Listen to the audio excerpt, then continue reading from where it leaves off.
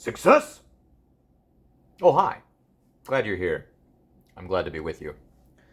Today I'm going to talk about the most impactful films on my life that were released in 2014.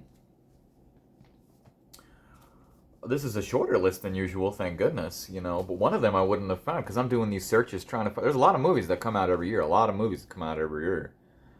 one of them would have been overlooked because it didn't even pop up in my search, but luckily I thought of it because it wasn't going to be number one, but I think it's number one. You don't care.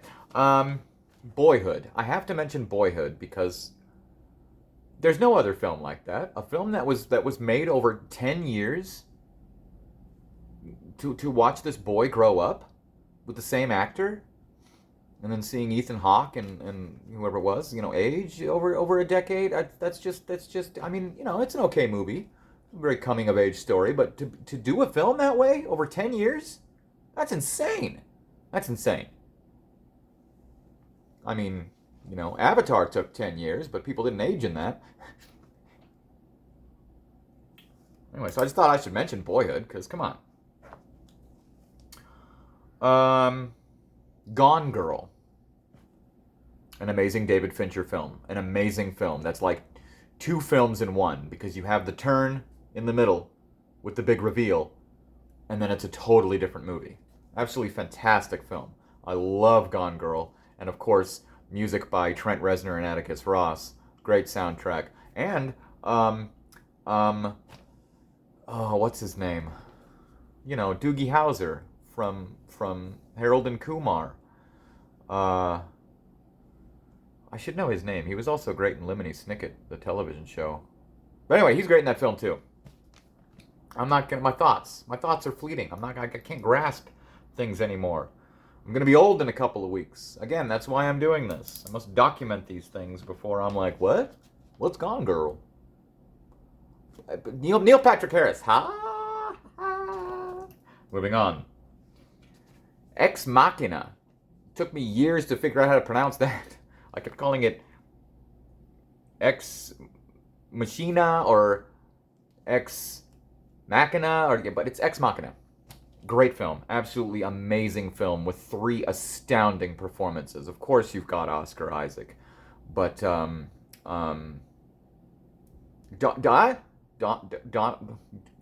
Glover? No, that's the other one. General Hux. He's great in that movie too, and of course the star actress. She was recently in The Green Knight. She's amazing in Ex Machina. And Ex Machina is a great film, a great philosophical film with a very open-ended, discussion-worthy ending. So, one of those movies that, sure, you could get a sequel to answer your questions, but some open-ended, ambiguous endings are there for a reason for you to determine on your own and discuss with others what happened next. We don't need to see what happened next. But great, amazing film. Great cinematography. Oscar Isaac's dancing. Come on, we all know. Come on. Interstellar.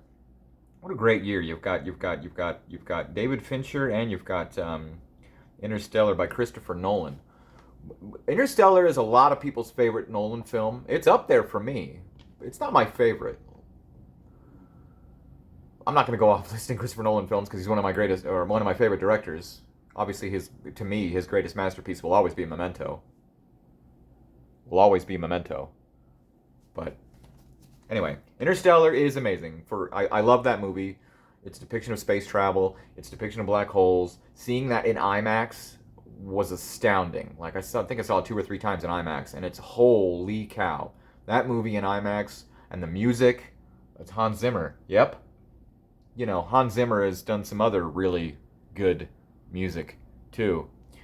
Oh, I can't wait for the Part 2 soundtrack, let me tell you. But Interstellar, great film. Even Matt Damon at his best. I'm not a huge Matt Damon fan, but I'm not like a Matt Damon hater, but he's fantastic in this. I love Interstellar. Interstellar is an amazing film. Scientifically speaking alone. But that black hole sequence, like when they first go in, all kinds of action. Interstellar is an amazing movie. I never really was too thrilled with the end. Well, I don't have a problem with the ending. It's just I was always annoyed by the "Don't let me leave, Murr." Don't let me leave. Don't let me leave, man. But time and space. Space-time, it's been proven that time goes faster the older you get. Because you think about it. They actually mention it in the television show Beef. I'm like, yeah, that's what I've been saying for a while. Because when you're 1, a month is a 12th of your life. But when you're 20, a year is a 20th of your life. So the older you get, that's why time flies when you're old. But when you're a kid, things seem to take forever. It's all about perspective. I don't know what that has to do with space-time, and size-time. Ant-Man goes over that. Anyway, I'm getting sidetracked. I'm going to mention The Amazing Spider-Man 2. I wasn't a huge fan of those two movies, but I liked them for what they were. I didn't hate them. The second one, I think I liked the second one more. Isn't that weird? Isn't that crazy? I had no issues with Jamie Foxx's Electro in that. I thought it was pretty cool. But I'm going to mention it because it's got one of the most amazing sequences ever. When, spoiler alert, when Gwen Stacy falls. Wait, not Gwen Stacy. What's her name? Is it Gwen? Yeah. Anyway. Emma Stone. When Emma Stone falls and Spider-Man goes to save her, and you have that great slow motion sequence of them falling, and it's like, oh, and then it stays slow motion right up until the exact moment of the cojones on that movie, and those filmmakers to kill her. And for us to see her back snap and hear it. Shocking moment. But in such an exhilarating, amazing, impactful way. Very impactful. So yeah, I just absolutely love that moment of the film. And that's a big part of Spider-Man's story, and any story, is him feeling the guilt for blaming himself for the loss of someone. Sometimes it doesn't have to be Uncle Ben. So I thought I'd mention that. I remember finally seeing it on like DVD or something. I had a little toddler running around. I believe that Kevin Smith's ultimate masterpiece. I'm a huge fan of all of Kevin Smith's films. I mean, there's a couple that I'm like, nah, but overall, I think all of Kevin Smith's films are phenomenal. But his ultimate masterpiece is Tusk. An extremely underrated film. Those who appreciate it know why they should appreciate it.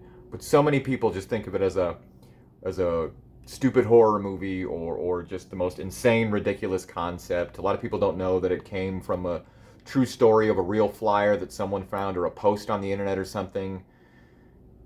And then Kevin Smith was talking about it on his podcast. And it's actually one of the bonus features on the DVD is the actual podcast where they're talking about it and you hear in that moment him like writing the movie in his head. And it's brilliant. Michael Parks is his name, right? How did I pull that one out? Michael Parks, featured in Kill Bill and all kinds of wonderful things. I think I pulled that name out because he's one of my highest rated actors on Letterboxd. But Michael Parks has one of the most amazing performances ever in that movie. This movie has so many great scenes that are quiet and still and just two actors chewing up the scenery and acting the hell out of stuff. I mean, even Haley Joel Osment, right? Everyone in that film is amazing. Justin Long. A great, brilliant comedic actor who can also tackle not only drama, but horror. Like, if you're not familiar with the story of Tusk, just watch it. And you're gonna go, what? But it's just masterfully crafted. And I'm pretty sure it took, like, my second viewing. I probably wasn't paying attention to the credits or whatnot. But I didn't realize at first that was Johnny Depp.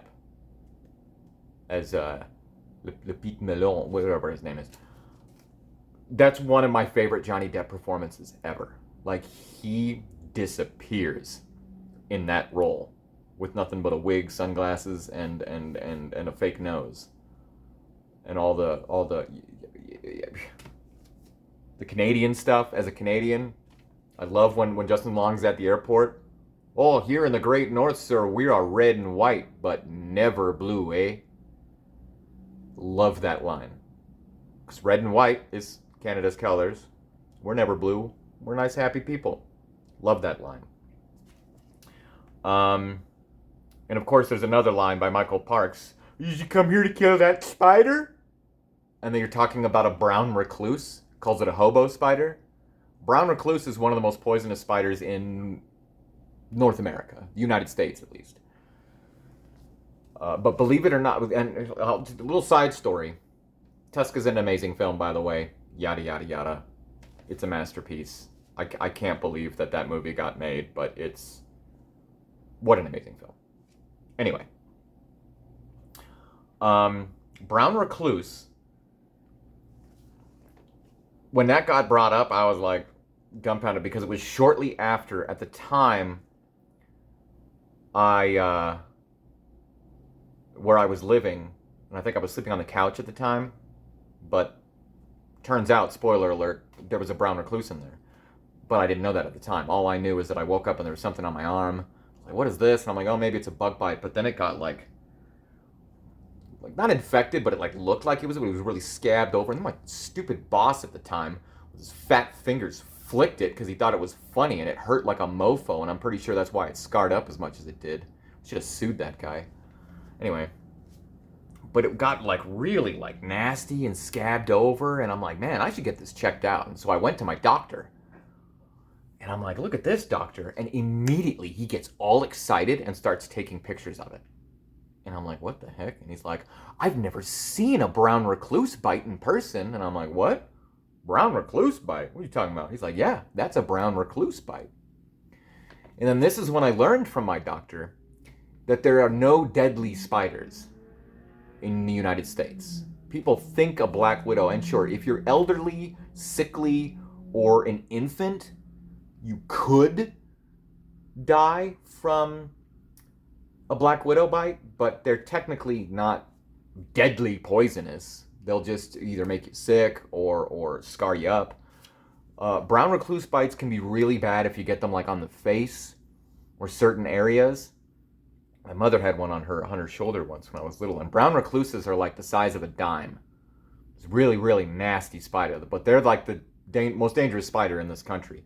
And I got bit by a brown recluse, and he was all excited. But then when he shared all that information with me about how none of them are deadly or something like that, psychologically, I don't know what happened, but my whole life I was terrified of spiders. Like, to the point when I was like a kid, I saw a spider in the house, and if they got away without me killing it, then I'm terrified that at any given moment the spiders are all going to come out of nowhere. And I ran away from home and said, I'm not coming home, Dad, until you call an exterminator. I'll even use my $100 birthday money for the exterminator, but I'm not coming home unless you call an exterminator. Like, I was terrified of spiders. I couldn't kill one unless it was with a 10-foot pole, but then I'd still be scared that it would start running at me. Like, mortified by spiders.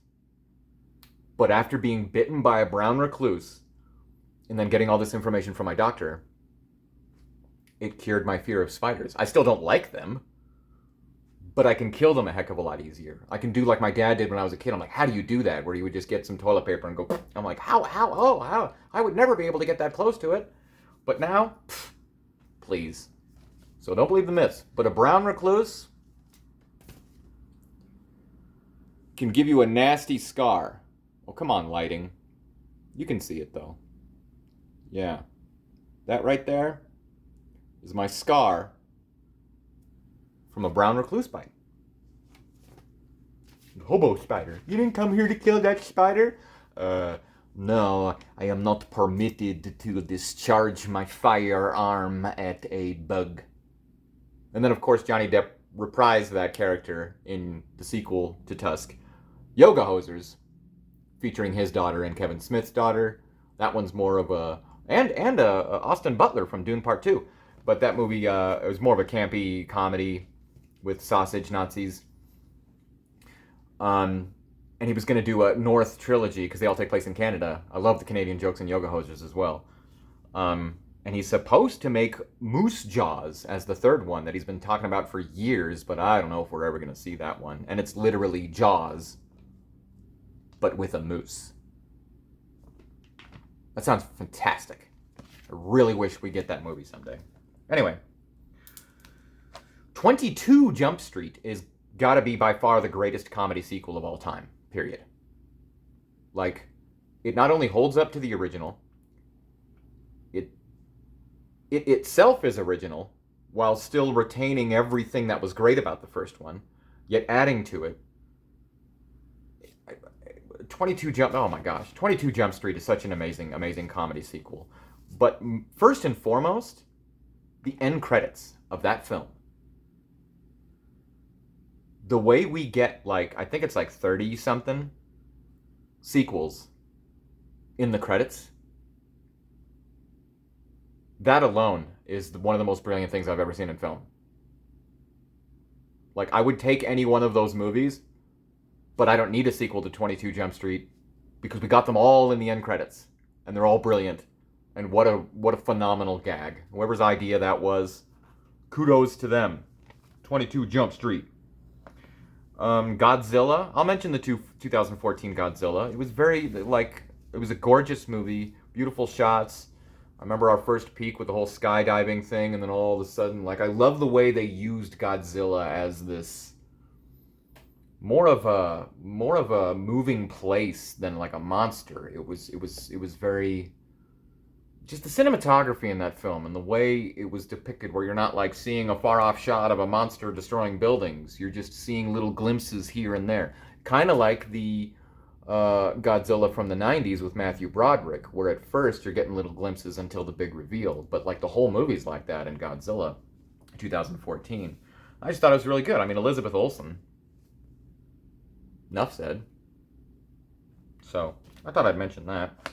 Dawn of the Planet of the Apes, part 2 of the amazing ape trilogy that we have most recently got. I've said in past videos, I'm a huge fan of every single Planet of the Apes films, especially the original, all of them.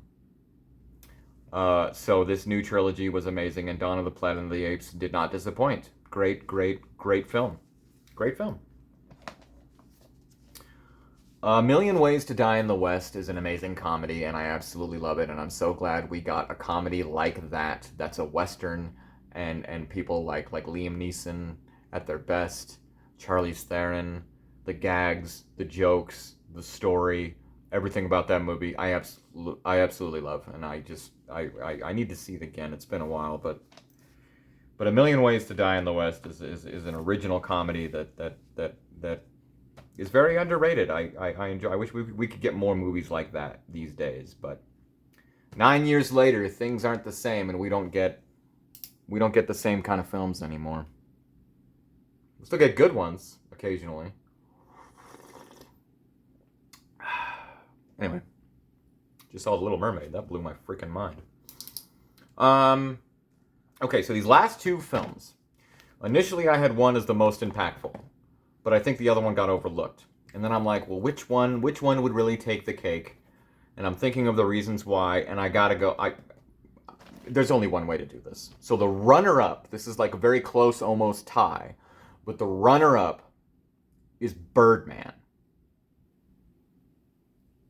starring Michael Keaton, pretty much playing on his self of being typecast as this superhero character, but the whole movie being, obviously there's hidden cuts, but there's still really long takes, and then stitched together to where the entire movie is one long take. I love any movie that actually does, like 1917, whatever it was. Even if there's hidden cuts, I don't care. To have an hour and a half to 2 hours of one single take is always a very immersive experience. And the way it's done in Birdman, especially things like the drums popping up here and there, Edward Norton's fantastic in the film. It's just an amazing film. And this director then recently did Bardo. And Bardo is one of the greatest movies I've ever seen, and one of, if not the best movie of the year last year, if you ask me. I'm glad it got nominated for cinematography, but because that movie as well has a lot of oneers. The whole thing isn't that way, but there's a lot of like a stage production. You turn the camera, you turn it back, things have moved, things have changed. Brilliant film. But Birdman was absolutely fantastic. But one of the reasons why it was so impactful to me is I saw it with my father, and it's a more independent film. And we have a local theater here where I live called Kimball's. And it's a very old theater that's been around for decades and decades, like maybe even 100 years. and it's downtown, and it was a little two-screen. One of them had a little balcony, like I'd seen many movies there as a kid. Black Beauty comes to mind for some reason. I saw The Dead Don't Die there with my dad. Fire alarm went off there. We're going to talk about Dead Don't Die later, right? Because Chloe Sevigny.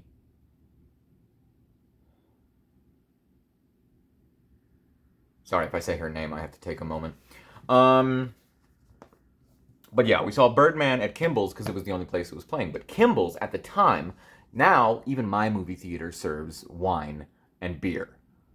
But at the time, Kimball's was the only movie theater in our city that served alcohol. And it always blew my mind. Like, I can get a beer and sit and drink my beer in the movie without having to get drunk before I go to the movie or sneak in alcohol? I don't care how expensive it is. Getting a nice big glass of draft beer and enjoying it throughout a film? Oh, wouldn't that be something? But Birdman was the first time I'd gone to this theater after having turned 21. I mean, I wasn't 21 at the time. I was like 31? Yeah, 31. Wow, it took me 10 years to get back to that theater? Anyway.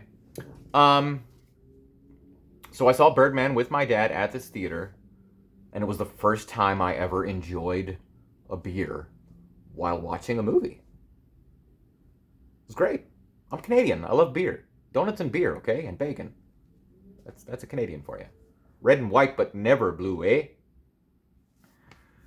So yeah, enjoying a beer at that movie was very impactful. And I also remember, because I even took a picture of my beer on the little ledge because we were in the balcony at the time.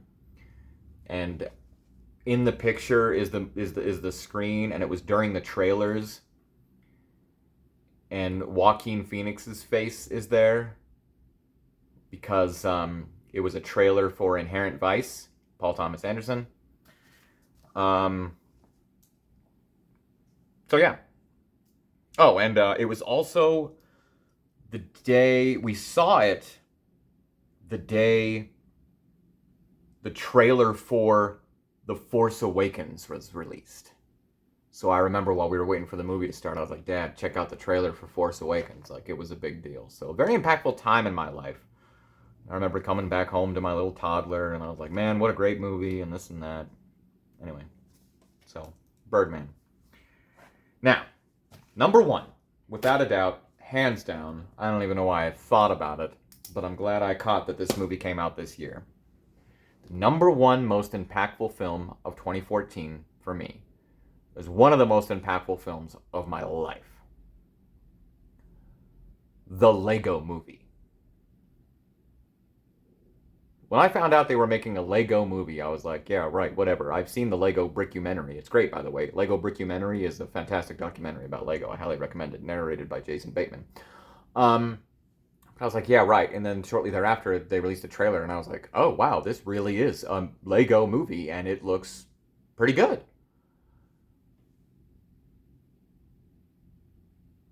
And I remember, I think I first saw it with my brother, and it blew my freaking mind. We were laughing our butts off from beginning to end.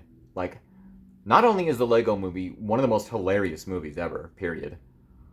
It's littered with Lego references, Easter eggs, and it's an amazing story. Like, an amazing story. Oh man, Liam Neeson is hilarious in that movie. An amazing story. So, on top of that, it's one of the great, for me, I have it on my Letterboxd list. It's the second greatest animated film I've ever seen. And it had no right to be as good as it is. It's a freaking masterpiece. Phil Lord and Chris Miller are geniuses. Geniuses. Oh, gee, and what do you know? They then produced the number one greatest animated film I've ever seen. Yeah, Spider-Verse. But the Lego Movie, so on top of all that, of it just being one of the greatest movies ever, it was the first movie I ever took my son to the movie theater. It was my son's first film. And we had so much fun. I still have the picture of this little 2-year-old getting all excited about the big screen, eating his popcorn, and we just had a blast. And I bought all the sets. I have all the okay, because I'm a lifelong avid KFOL, grew up into an AFOL. Kid fan of Lego, adult fan of Lego, for you non-Lego people. I'm guessing a lot of you are Lego people because most of my videos are Lego reviews, and then most of you are like, what the heck is he making videos about movies and his life? I don't care about this, which is fine. You don't have to. I'm doing this for me, not you. Anyway, thanks for joining me. I've been collecting Lego my whole life. It really kicked into gear in 1999 when they started doing like Star Wars and stuff like that. So I'm mostly a Star Wars collector, but now I'm collecting MCU. You know, look at all my reviews. I'm a big time Lego fan. So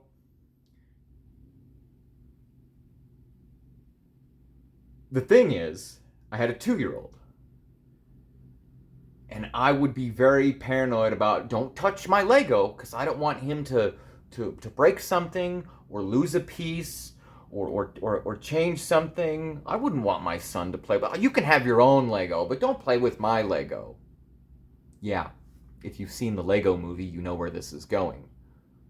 Literally, the moral of the story is a dad not wanting his kid to play with his perfect Lego. And then coming to terms with, it's okay to let your kid play with the Lego. If things get wrecked, oh well, so what? It's worth it. You can put it back together. There's so many sets I wish I could keep perfectly intact that would never come apart. And I've thought about, well, I should super glue them then. Never would I do that, because that goes against everything Lego represents. You should be able to take apart any set and build something else with it if you'd like. I'm not gonna, but to glue it would be blasphemy. Unless, of course, they're just, displays for other things or works of art or whatever. Anyway, so that movie taught me the lesson, let your kid play with your Lego. And ever since, I have come to terms with plenty of sets that end up falling apart and thrown in a box. Pieces get lost. Minifigures get mixed up. Oh well. If my son wants to play with any of my Lego, which is a lot, by the way. There's a ton over here. There's a ton over here. There's a ton over here. There's a ton in there. There's a ton in these boxes. There's a whole bunch displayed right here. There's new sets displayed right here. But my son can play with any of it. Anytime. Because that's the point. Let's not forget, Lego means play well. So that this movie, on top of all of that, added on to it, changed me as a person to just let it go. To Lego. And let it be Lego. Let your kid do whatever they want. And yeah, like I said, my son can play with whatever Lego he wants anytime. I ask him to put it back. I ask him to try not to mix up too many things, but if I gotta fix something later, I'll fix something later. No big deal. So, just what an amazing film overall. A father-son story. My son's first movie. It's Lego. It's hilarious. It's brilliant. The way that the live action comes into play. The way that the Lord business is based on the kid's dad. And that the whole movie is just a kid playing, and then you have the Emmett minifig, which I have. I have like every single thing from the first Lego movie. The second one, most, but the first one, I've got like every single thing from that freaking movie, except for the sea cow. But the little Emmets with the hair, they even complain in the commentary how they specifically put the seam in the middle of the hair on Emmett, because all Lego hair back then had seams. And then right then and there, it happened to be when Lego stopped doing the seam and made more, better, perfect hair. So the actual Emmett minifigs don't have the seam, but in the movie he does. But that's why. Because he was supposed to. They didn't know that all of a sudden they weren't gonna anymore. Anyway, the little hair. I love the little instructions. I don't have my instructions. I'm an instructions guy. I can't build with my imagination. I'm not a master builder. I try sometimes, but I just can't. I'm an instructions guy. And that's what I love about building Lego. With as hectic as life gets, and all the things I have to deal with and all the decisions I have to make, When I'm building Lego, it's very calm, peaceful, soothing, because I can just follow the instructions. This piece goes there, that piece goes there. It's organization in my chaotic life where I don't have to worry about what am I going to do next. Anyhow, so the Lego Movie, by far, the most impactful film of 2014 for me, and one of the most life-changing films I've ever seen. And I've enjoyed it so many times and could watch it every day. And it keeps getting funnier every single time I see it. Anyway, sorry. That's Beetlejuice. So yeah, Lego Movie. Very close connection with me and my son. Double-decker couch. And just a masterpiece. That movie is a masterpiece. And I will always appreciate everything it did for me and how it changed my life. So, yeah. That's that. 2014. My son's first film. Play well. Build on. Okie dokie.